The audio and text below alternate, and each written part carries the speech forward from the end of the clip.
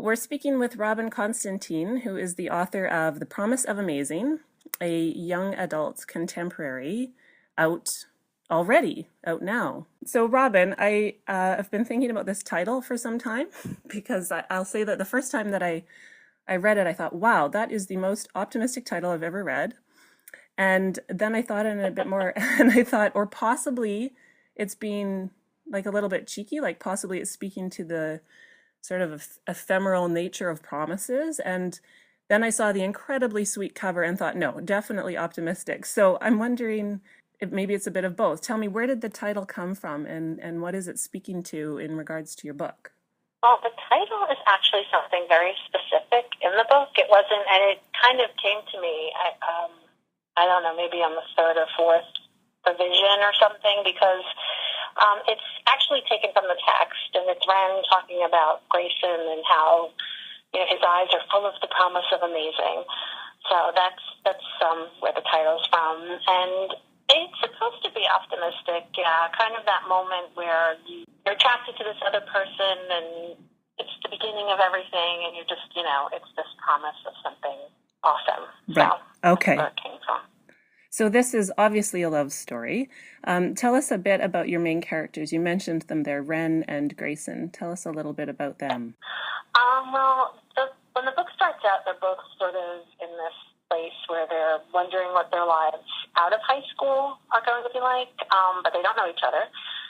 And Ren is sort of more quiet and reserved and is not doing as well as she hoped in school or she expected to be doing, and is just sort of at this place where she doesn't know what she wants to do. And there's a part of her that wants to break out, that does sort of get annoyed when people tell her, like, that she's expected to be this way or that way, or, she's the baby in her family and she's stuck in that role, and she's, quiet in class, and that's how teachers see her. So she's trying to break out of that, kind of being pigeonholed into being quiet.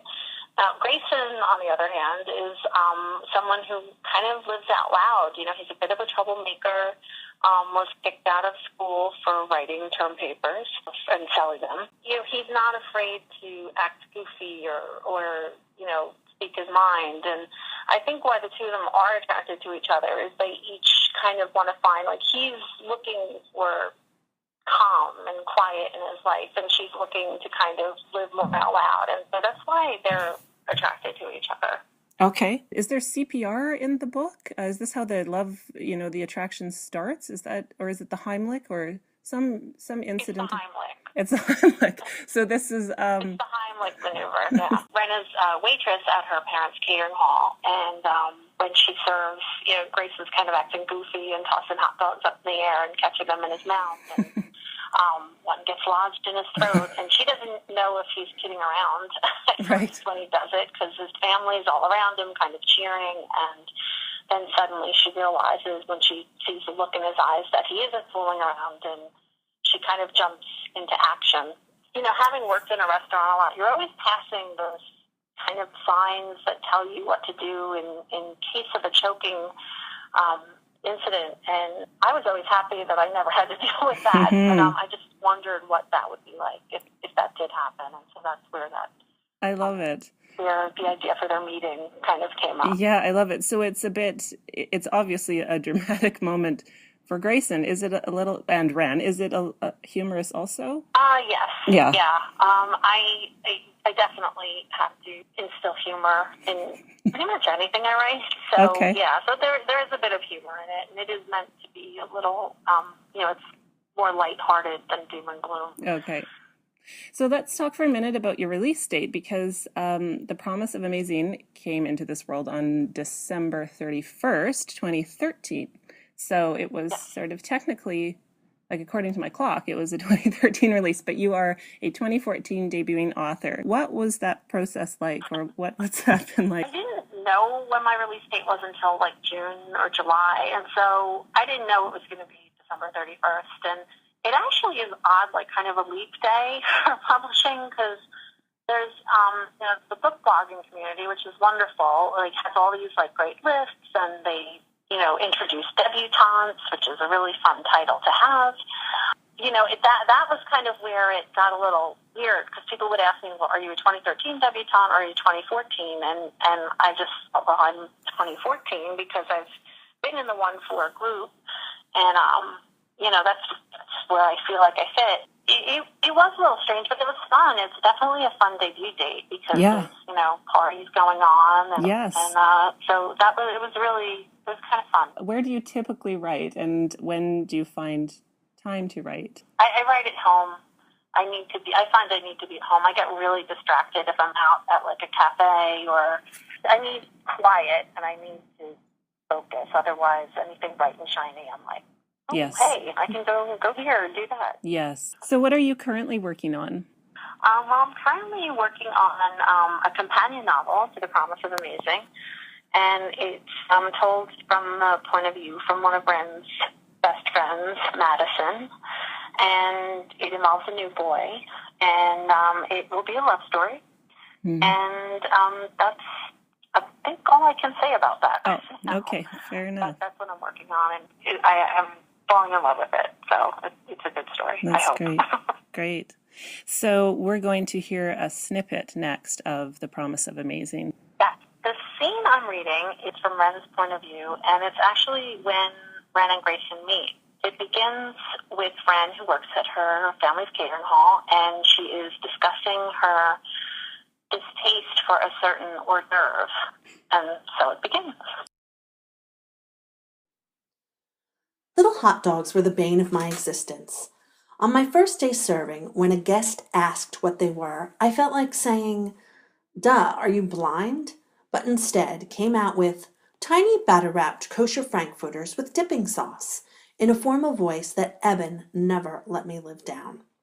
"The proper name is Cocktail Frank, but I like your style," he told me, after he composed himself in the back room. I was just trying to make them sound, I don't know, more impressive. "Call them whatever you want. They're the height of tacky, but everyone gobbles them up faster than you can say mustard with that." Since then, whenever a guest asked that idiotic question, Eben and I made up some lavish-sounding name to make the lowly Cocktail Frank sound classy. The hot dog name game was more fun when the two of us were working the same room. I was not in the mood. When I ran the Camelot, they would be banished from the menu. I put on my cheek-busting service smile and wandered into the crowd, offering the tray to anyone who looked interested. It wasn't long before I ran into the other bane of my existence at work. The group of rowdy guys. They were the ones at a wedding who made obnoxious jokes, drank too much, and flirted with anything that had a pulse. "The weenie girl!" bellowed a ruddy-faced man in a brown suit.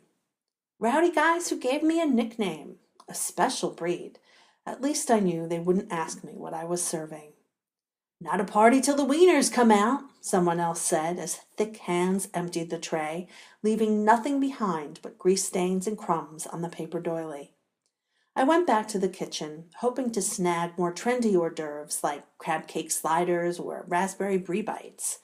Instead, I watched helplessly as Chef Hank gave me more of my vile food nemesis. "You really hate me, don't you?"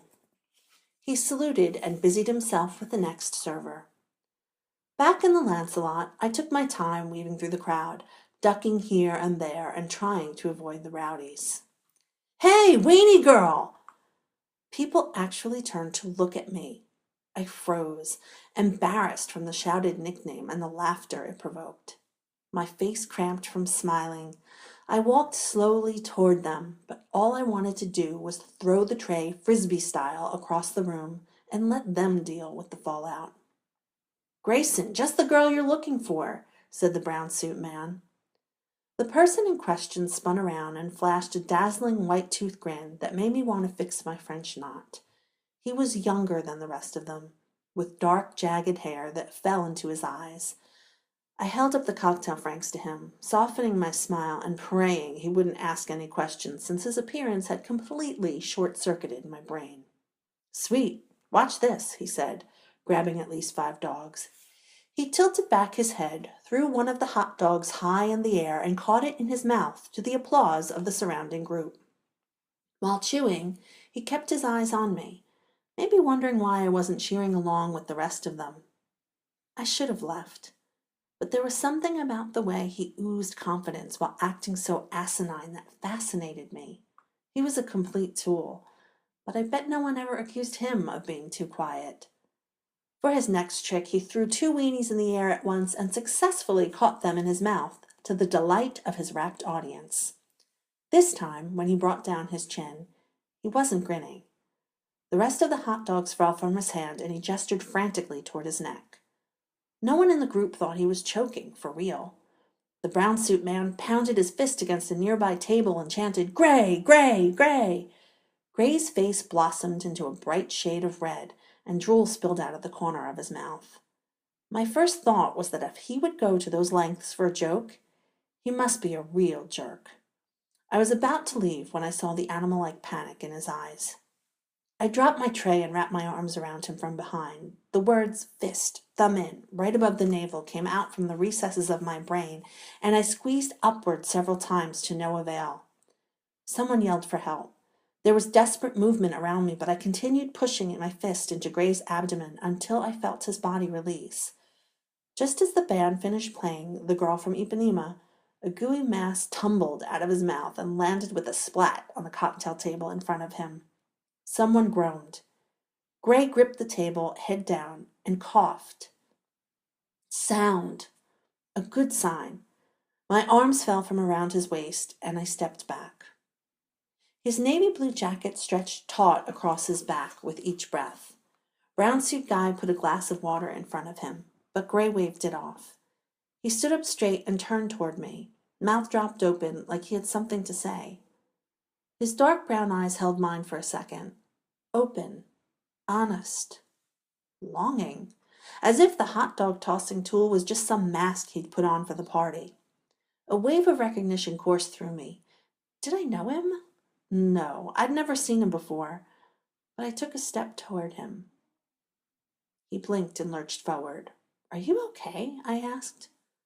Then he hurled all over my black Reeboks.